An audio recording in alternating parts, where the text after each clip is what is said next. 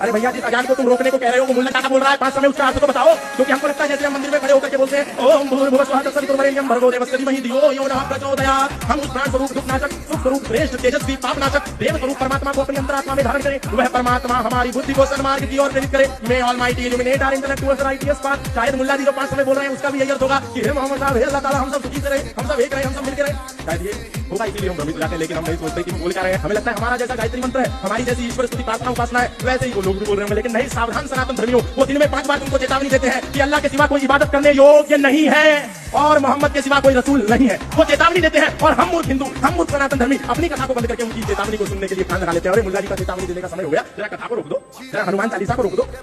और न केवल वो चेतावनी देते हैं तुम्हें, बल्कि जब तुम मर्यादा पुरुषोत्तम श्री राम की रामनवमी जन्मोत्सव आने पर अपने सनातनी भाइयों का संगठन करके समूह बना करके सड़कों पर शोभा यात्रा लेकर के निकलते हो, तो तुम्हारे ऊपर पत्थर बरसा करके ये कहते हैं कि हम तो तुम्हें दिन में 5 बार चेतावनी दे रहे थे कि अल्लाह के सिवा कोई इबादत करने योग्य नहीं है और मोहम्मद के सिवा कोई रसूल नहीं है। तुमने नहीं माना तो हम क्या करें? तुम तो सुन रहे थे। अब लोग आंसू गैस के गोले मस्जिदों के ऊपर से, मदरसों के ऊपर से, मिंबर और मीनारों के ऊपर से तुम पर बरसाए जाते हैं, तुम पर पत्थरबाजी होती है और फिर भी तुम नहीं सुधरते और कहते हो ईश्वर अल्लाह तेरो नाम भगवान। हम सनातन धर्मियों का क्या होगा?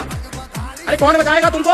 तुम्हारे अस्तित्व पर संकट है, तुम्हारी भूल है कि तुम वेद को, उपनिषद को, दर्शन को, गीता महाभारत और रामायण को कुरान की श्रृंखला में लाकर के खड़ा करते हो और बार बार कहते हो कि जो कुरान कहती है वही गीता में योगेश्वर श्री कृष्ण कहते हैं।